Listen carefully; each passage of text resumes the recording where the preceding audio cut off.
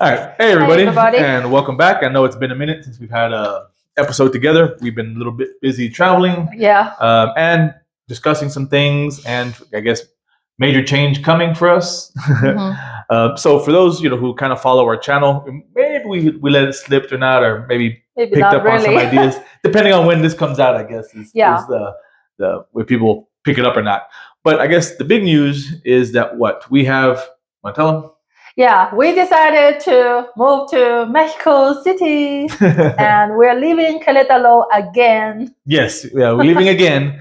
So again, from the time of this video is being made, we're leaving in 8 days. Yeah. So obviously a lot of changes, a lot of reasons why. So today we're going to discuss again why we're moving to Mexico City, why are we leaving Querétaro again. Yeah. And just some of the changes and reasons, I guess, behind that, and probably a few other things will pop up along the way. For people who don't know us, I'm Landy. This is Roddy. my husband, Roddy, and we moved to Querétaro, Mexico in 2021, February. And in between, we went back to Houston for 6 months to do some home flipping business. Yep, almost stayed there. Yeah, almost stayed there, and we moved back. Now in September, it's a time-changing month. I feel every year September, our life shifts a little bit. Yeah. We want to do something change. Yeah. Like people changing Christmas. Right. We change in September. And now in October, right? Because I think last year we moved in October in the place in Texas, and now we're trying to move, and we're moving in Mexico City, so almost a year apart. We're moving. So, like I said, we're going to talk a little bit about that. Yeah.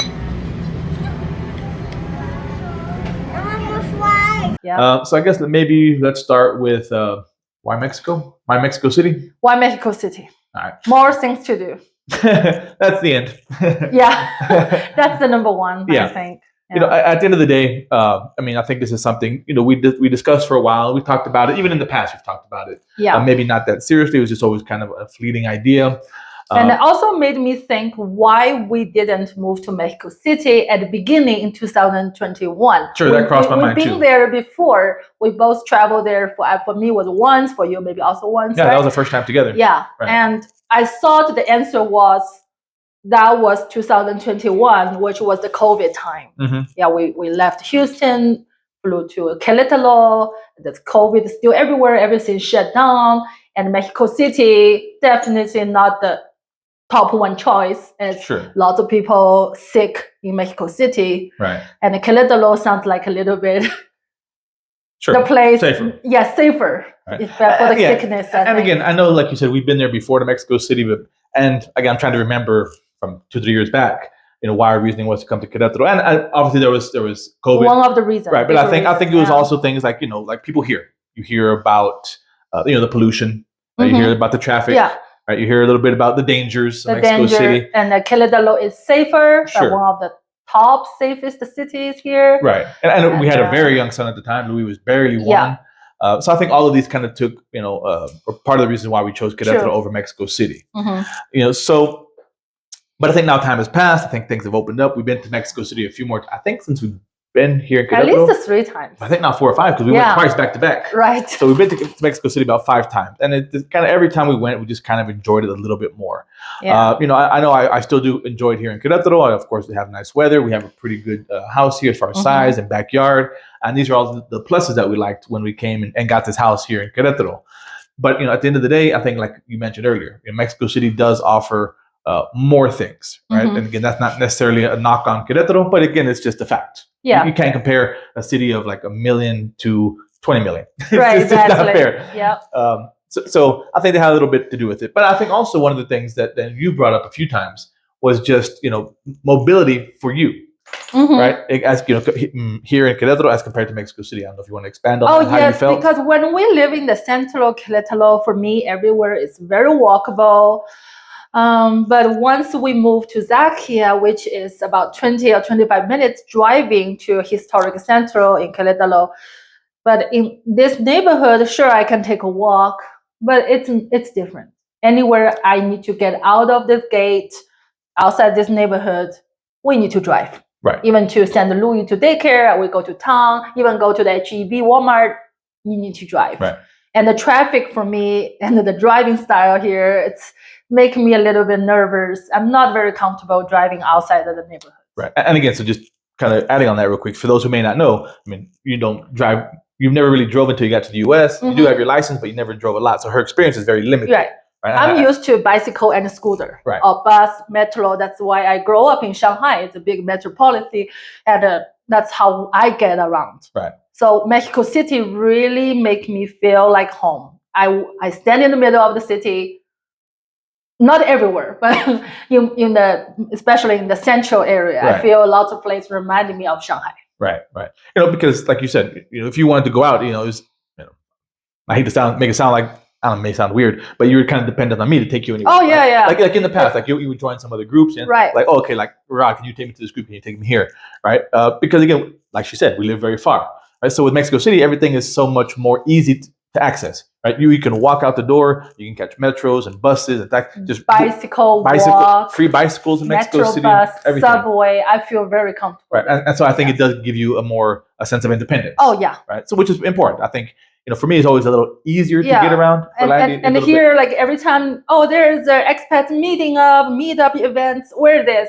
Hulikia, which is 30 minutes driving from here. Yeah. Even we call Uber, that would be easily $20, $25. Or some event goes late. I don't feel comfortable to get Uber at night by myself. It's just a horror story. Right. So I think that was a big part of it.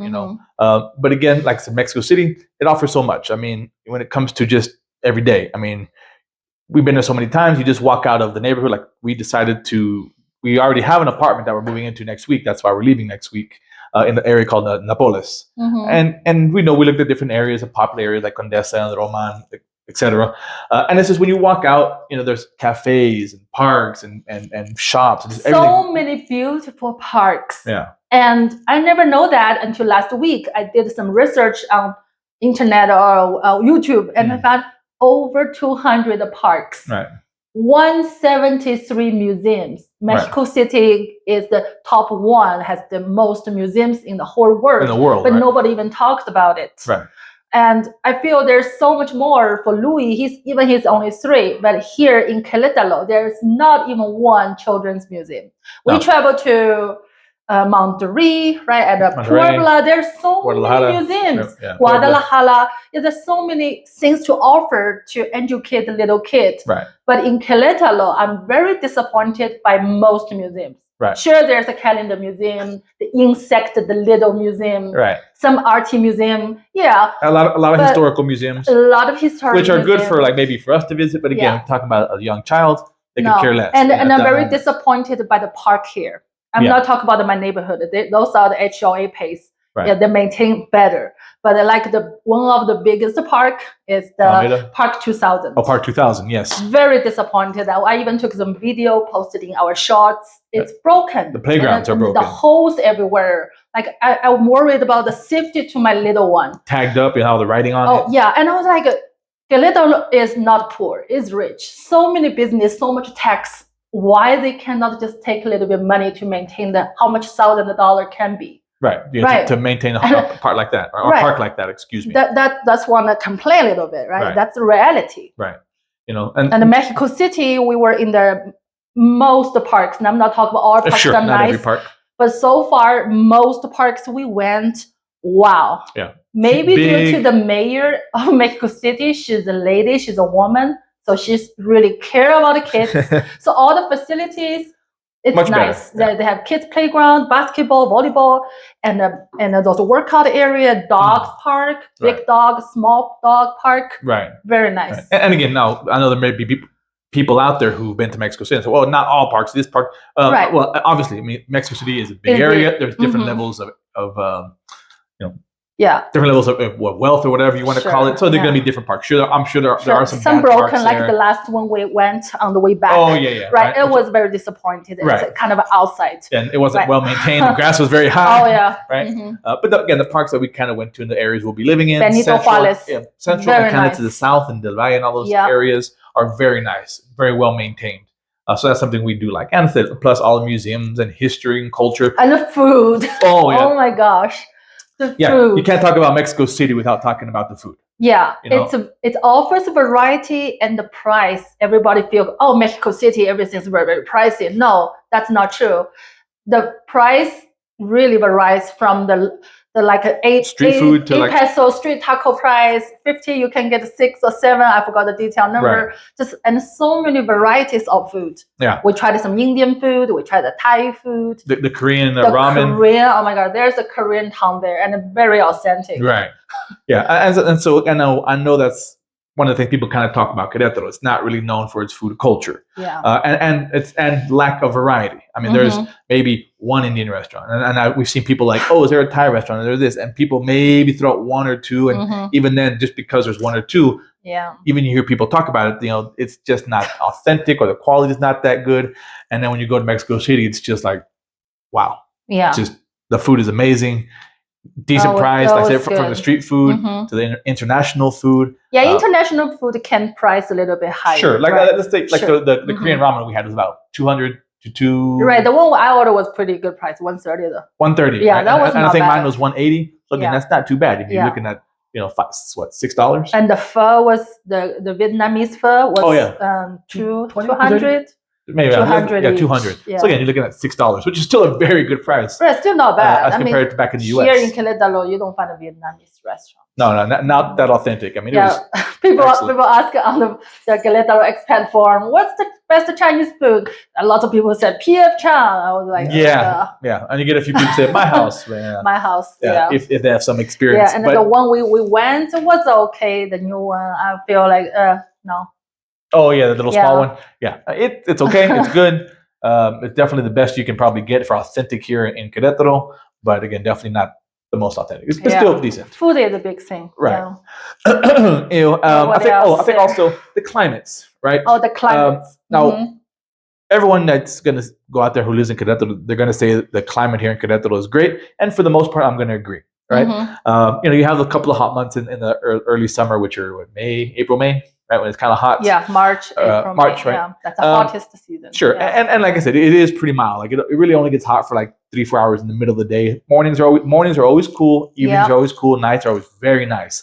But it's one of those things. Also, I think it's just because of the, I guess you want to call it the biosphere, the landscape here. Again, Querétaro is like a semi-desert. Right, so you don't get those big, lush trees. No, you don't get it. Right, if you look around, the native trees are kind of small, more shrub, kind of brush country type of trees, like mesquites, so they don't get that big.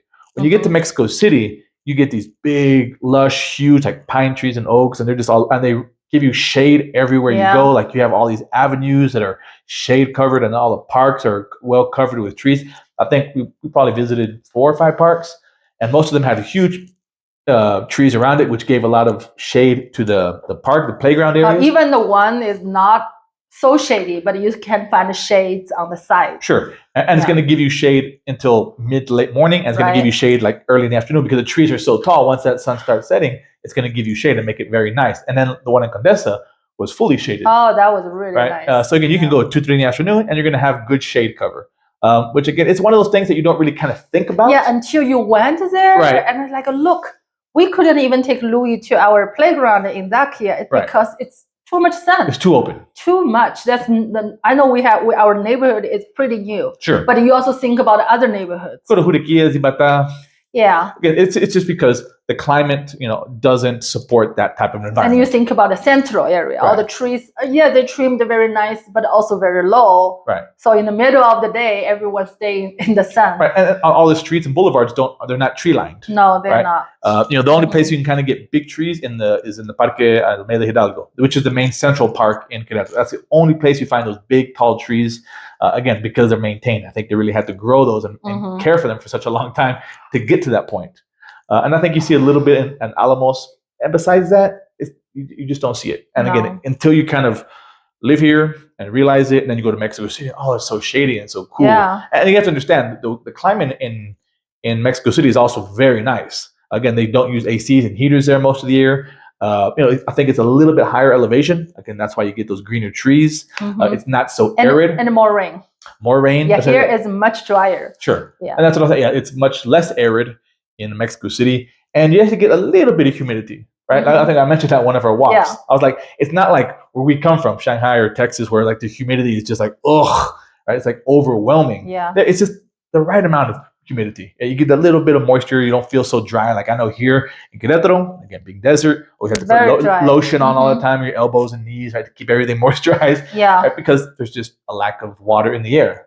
Right? So it's just one of the things sometimes people don't think about. And sometimes here is you feel the air is not very clear. It's because of the desert. Dusty, sandy. Yeah, dusty. Right. Very dusty. So you couldn't even see the hills from my window. Sometimes you just got it covered. Oh, poor us. Yeah. But I mean, over there, sure, they got a pollution. They have pollution. City. Right. I know it's getting much better than before, but it's not as dusty. No, you don't get as much dust, right? But again, I know it's going to be the number one thing people who get to this point are going to say, well, the pollution in Mexico City, it is. And we're not going to deny that. That is one of the things we considered and talked about, when we kind of made our decision about whether moving, what was the pollution? But again, we think about, well, here it's dusty and there it's kind of polluted. And you're kind of splitting hairs. I know some people may have feelings about which is worse, but they're both bad. And there is a lot of industry here in Querétaro, right? So there's a lot of pollution from that as well. True. So at the end of the day, we're kind of splitting hairs as far as which is more polluted, which is the least worst for you. So yeah, I think that was one of the things we talked about. Again, the vegetation. Yeah, well, we're not talking about the Mexico City is everything's awesome there. No, there are lots of traffic jam. We know the rush hour. We took an Uber from the south area, the División Norte to the central area. It took 45 minutes. It was just raining. We don't want to rush to the subway. Yeah, the traffic really stuck. Oh yeah, bad. One evening we had the donuts right there on the Reforma. It was like 8 o'clock in the evening, like on a Wednesday or Thursday, and the traffic was just packed. Yeah, but that's the time you don't want to get on the Uber or taxi or even drive for sure. We're not going to drive. But if once you're on the bus, it might be slowed down a little bit, the metro bus, because it has its own way. Right. Which is, I know we kind of touched on that, but again, that's one of the things we liked about it also, is just the metro system. Yeah. Right? Or just the transportation system in general. It's really awesome. Right? They have 12 lines of metro. I think it was 9 lines of the metro and 7 lines of the metro bus. Right? Which is nice because, sure, a lot of places have bus, but what makes the metro bus different is that they have their own dedicated lanes, right? So they don't get stuck in traffic. It may get slow down a little bit during the maybe rush hour. The lights may be stuck or the traffic packed up. It might, but it's still not going to be as bad as if you're stuck in actual cars. True, right? Because they get to the front of the line. Right. So as soon as it moves, they're the first ones moving. Yeah, metro bus is the best. We talked to some locals. They also, some realtor told us like, we love the metro bus. Oh, clean, safe, right? And then one of the things that they offer, because I know when we first started going and started talking about taking the metro, the first thing that came to mind, I always remember hearing about the metro systems were maybe not so safe for women and children. And again, this is going years back. And that was the first thing that kind of entered my head. Yeah. But then I think you did the research into it. Yeah, they have, and at the beginning I didn't notice that until I said, there's a women's section. That's all pink color. So for women and the kids under 12-year-olds. So you are in the end of the metro? Front, actually. The front, right? It's opposite to the metro bus. Right. Metro bus was also the back, right?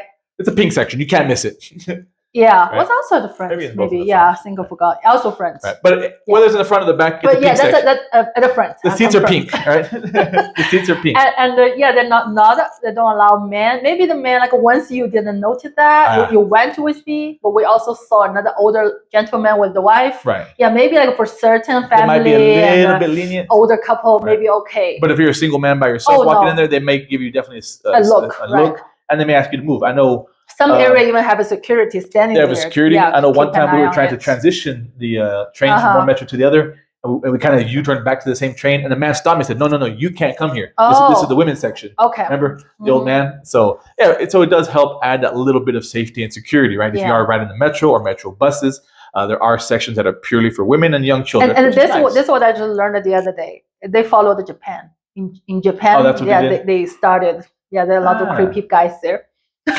Creepy older man. Yeah. Sorry, older guys. Not all. No. And then so on top of those, the metro bus and the metro, then they have a lot of bicycles everywhere. Right? Oh, the e-bike. The e-bikes, which we haven't tried it yet. We know they have like 2 bike things, but the e-bike is more popular. Sure. And then one of the things about that is, and again, you told me, was that when you get the e-bikes that are parked all over the central of the city, is that the first 45 minutes are free, right? Lay down like 1 peso, something I forgot, for every one more. Don't count on me somewhere, but not expensive. Right. But 45 minutes for free. You take it from one section to the next. It's enough. It's enough time to get there. Yeah. Right? If you need to get there. You don't want to ride for 1 hour. Right. But then speaking of that, then they do have the other, I forget what it's called, but it is also a free bike rental. Remember they have the stations? Yeah. And you see some around the Reforma Avenue. Reforma Avenue, the park that we went to, Chapultepec Park. And that one, you just have to show some kind of ID, and they'll lend you that one for like 3 hours. Oh yeah. Right, 3 hours free of charge. Right. Then of course, then I think he said if you go over the 3 hours, and they charge you like 200 pesos. But 3 hours. Yeah. That's enough to. Last night I even saw there's a website that they're promoting the scooter. It's like e-scooter or the scooter. Is it coming? Yeah, you can also charge on the app. And they charge like 3 different levels, and some price about 200 or 300 peso a day. You can rent by day. Okay. And even some people do like delivery service. You can also rent there. Something I just roughly check the website. Okay. Something, yeah. If for short-term stay, sure. But if you long-term stay, you buy your own. Sure. Buy used one. and so that's what kind of makes it so great. Is it easy to get around? I mean, there's so many different options, and that's it's so walkable. I mean, even if you just want to walk 15, 20 minutes, you can be in so many different places. So that's one of the great things about in Mexico City. So yeah, there's a lot of traffic, but there's a lot of ways to kind of to kind of go around having to get stuck in the traffic all the time. Like, we're going to have a car, or I don't think we're getting rid of it anytime soon. But again, that's more for anything maybe long distance, or if you want to take a trip, then we'll kind of take the car out. So, for the most part, it'll probably be sitting in our parking spot. Right. Yeah, for the most part, and maybe take it out once a week, literally around the block, just to kind of keep it running. Or just go to buy shopping, or buy short trips, box food or something. Yeah. Right. But I think Mexico City for us it's just very attractive. Like we love Querétaro, but we don't want to stay here forever. We got to travel. We want to experience more. But every time we travel to Mexico City, we just find that the time is not enough. We haven't seen enough. It's already 4 or 5 days. Right. And again, one other kind of going back, yes, we love Querétaro, but when we talk about travel, we still want to travel. Right. And so that kind of just made me think the airport. The transportation airport. Once you're in Mexico City, you can literally get everywhere in Mexico. Direct flight. Everywhere to Mexico. Everywhere. And also not only Mexico and outside. And outside, right? It does have a lot more, international direct flights, whether back to the U.S. or other parts of like Central and South America. I think even a few maybe to Europe or Asia that are direct. Yeah, some are direct, some are not direct. Right, but I mean, even though it gives you the option without having to make a change. Right, so it's one less stop, and again, you can literally get anywhere in Mexico from Mexico City. Right, so you just go to the airport, boom. Yeah, no layovers. It's like last time I planned to buy tickets back to Shanghai, and then you look at the tickets, like what? I have to go to Mexico City first. That means I have to take a bus or fly and catch the time and the flight, and also not direct flight. I have to transfer in Detroit. Right. Like if I think about the 3 stops, it drives me crazy, especially if I have a young one with me. Right. No, that's too much. Right. And also the embassy, U.S. embassy, the China embassy, everything's in the Mexico City. Mexico City. So for any visa or anything, it's just less headache. Right. So it's one less step. Yeah, you don't want to go there, stay for 5 days. Oh, you didn't get it, and have to wait again. Some documents missing. It's just headache. Right. And like you can get to a lot of places and like a lot of mainly beach areas from Querétaro. They do have a lot of they have a good amount of direct flights, but definitely not everywhere. Yeah. Right? Or as many. Right. Again, the selection is maybe more limited. You can only go this time or this time. That's it. You get 2 choices. Right. As according to Mexico City, you're going to have more. Yeah, like what we checked. We want to go somewhere. Like, you have to stay there. Or like even like Puerto Escondido or something like that. Yeah, like a transfer in the Monterrey for another 5 hours. Oh yeah, long. Something like Mexico City transfer for 1 hour, 2 hours. Right. It's just cost more inconvenience. And let's say just the one little example I brought up, even like places like Puerto Escondido in Oaxaca. Right, there's no direct flight from here. Right, you have to go to Mexico City, then. That's true. It's just little. I know that's one tiny example, but it's just to kind of illustrate, the little small inconveniences you have to go through by only traveling through the Querétaro airport. Right, and also we would like to check more cities around Mexico City. Sure. Right, like the Morelos, the state of Morelos, which is the Cuernavaca. Yeah, there's so many. Everything to the kind of south of Mexico. Right, or the state of Mexico, or even like Toluca and Pachuca, those areas we still haven't been to. And again, it just kind of gives you a lot easier hopping off the place to kind of go to from there, right? Whether you're driving, gives you more areas to go to. I mean, how many? Sorry, Bernal and Techies, but how many times can you go to Bernal and Techies? Oh yeah, right? Or like San Miguel again. We've already been to San Miguel, so 5-6 times. Okay, we got it. We got it. How many times do you really want to go there? They're fun for the people who are new. Again, I highly recommend them to go visit. But again, after being here 2 years, I think at the end of the day, I think that's what it kind of comes down to. Yeah, it's always like come to the weekend, like where we should take Louie to this weekend. Right. And it's always the same few places. Yeah, you want to go to the mall, go to the zoo, Park 2000, Polikia, Central, then just kind of taking turns. Right. Take them to the park here. Yeah, like you just don't feel excited anymore. Like, again, the same routine again. And I know people who may have heard that list may be like, well, that sounds like a lot of places. And you're right. For the first, if you're here for a month, right, or a year. Yeah. But once you're here 2 years, and like I think the point I was trying to get to is, I think just after 2 years, it kind of feels like our time is done here. Right. Right. We've already experienced as much as we can, about Queretaro. We've visited most of the museums, the areas around here, and most of the parks, the people, the food. We've kind of experienced a good amount of, obviously not everything, but a good amount. Right? Yeah. And I think it's just gotten to the point where, it's time to kind of transition. Right. Louie is still young. I think that's also where we always kind of have to consider our son, but he's still not in elementary yet. Right. So it's still we still have him in the daycares, which makes it a little easier for him to kind of move around. But I'm not too worried about him. And I know, like, even the last place we went to go visit a daycare, and he just there happened to be a birthday going on, and he just walked up to the kids, sat down, made himself very welcome. So he does transition well to that. Yeah. But you have to kind of take that into consideration, right? And I think Mexico also does offer more schools and more school choices for Louie, right? And again, that goes for anybody's children. There's more opportunity, and I dare say better schools, right, in Mexico City. Yeah, I think I grew up in a big city. I think growing up in a big city is healthy for little one. Make him tougher, can take more things going on in the surroundings. How do you say? Sure. This is my personal feeling. And I think you're right. It's just like everything, and we've talked about this. There's always a pros and a cons, right? I think it does make you resilient to more things, but again, I think also on the flip side of that, as he gets older, we're talking, and who knows if we'll still be there in 10, 15 years from now, right? When you start hitting that middle school, high school, bigger cities also do tend to kind of offer more temptation. Right. Not necessarily in a good way, but in a bad way. Yeah. Right. But it's also about which school you go, which area, what kind kids, of friends you go. Right. And this can happen. It can happen. It can happen in a small town like Texas. Right. But it just it always kind of seems to be a little bit more prevalent in bigger cities. You can't deny, like, in bigger cities, there's more temptation. Right. There's always temptation. Temptation is good because it makes you tough to. If you can fight it. Yeah. If you could make it right. If some people from a small town, they never see a big world. It's like someone live poor life. They never see a big wealthy life. Sure. Once they get money, what they do? They abuse it. Spend it. Yeah. Right. But if you grow up with that, that's how you get educated. Sure. You're used to it. You don't think it's a big deal. Right. So again, that's kind of down the line, right? And again, it's like everything, pros and cons, right? But again, I think it does, especially now, it does offer so much more for him, experiences, and for us too, and for the adults. Too. Yeah. Right? But he go to daycare, we can explore more things. Right. More places, more museums. Yeah. Right? There's more shops, more places, more culture, more food. Right. So I think we've been, like I said, 4 or 5 times. And again, and we've been to a few of the same spots, right? And mainly like parks and stuff. But it feels like every time we go there, there's just still so much more. Like, you can probably live there 15, 20 years, a lifetime, and never see and experience everything. Yeah. Right? And one thing we have to consider is the earthquake. Since 1985 was the first one, 88, and then the same date was 2017, and that was kind of scary.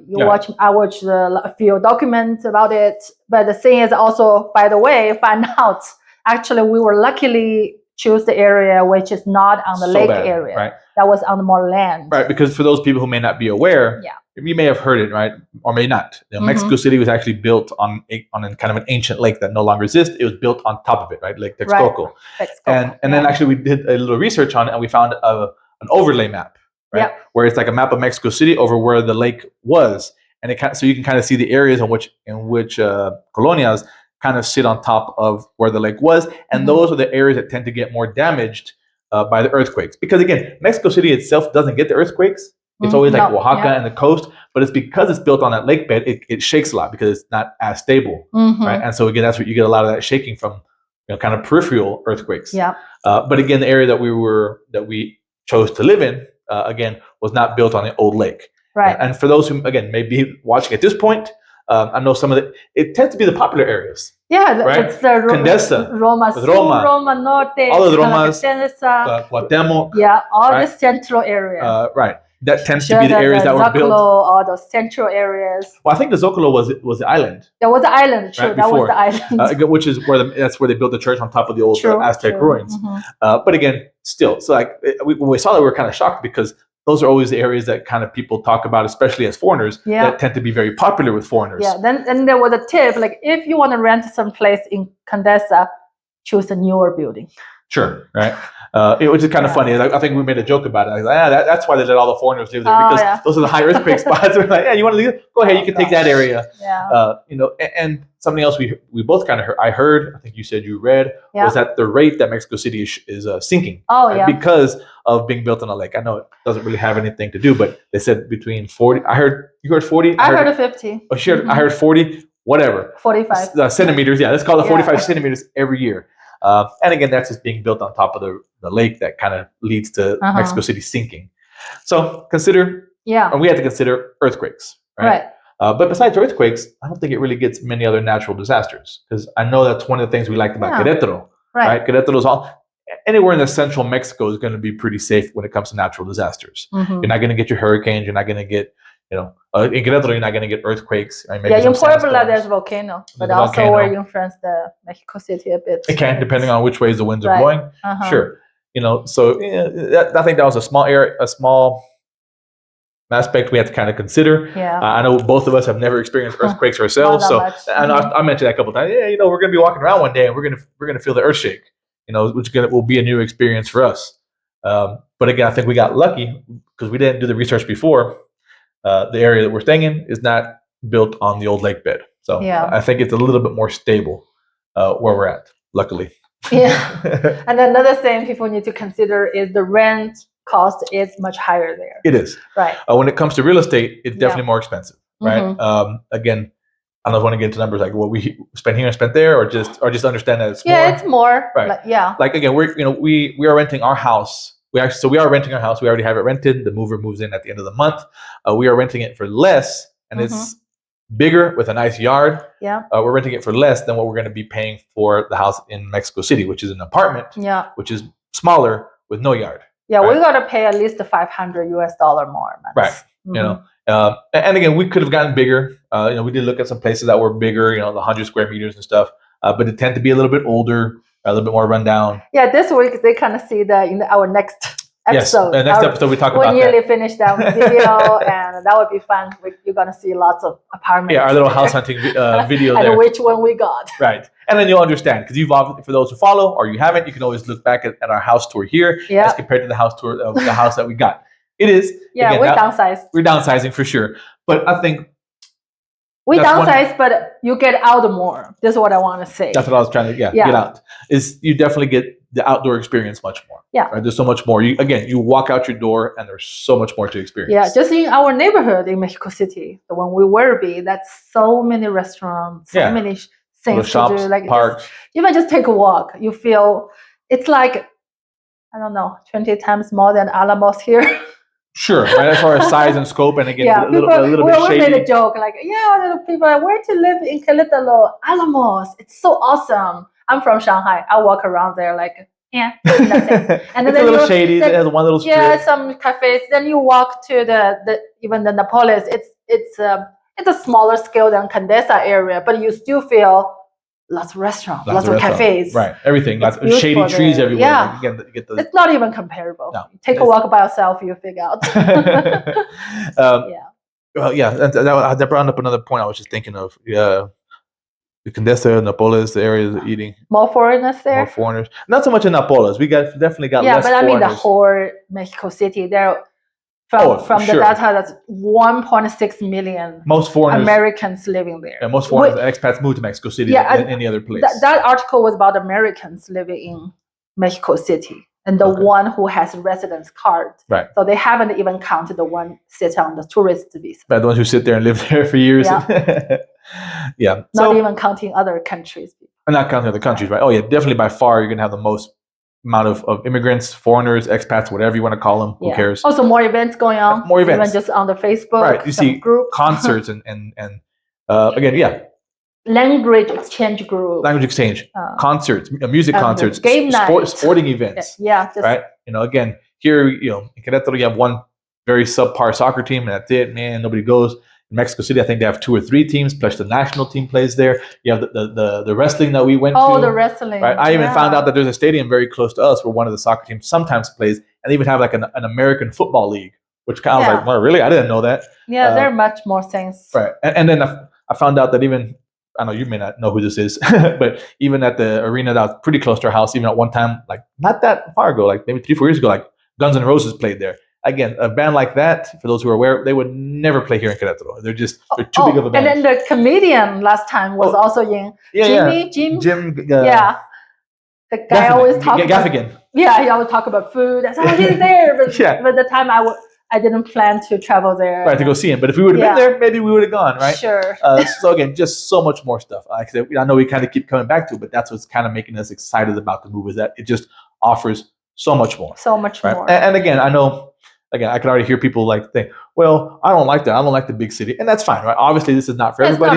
This is what we want. Mm-hmm. Some people do like Querétaro for its very laid back kind of culture and environment, which is great. Some people, maybe they came from a smaller town, or maybe they also lived in the big city. Say, I'm tired of the big city. I do want to kind of relax. And this is a great place for that. Like I said, we're not trying to dog Querétaro so much. Again, it does offer a lot. It does offer, good climate, very laid back, right?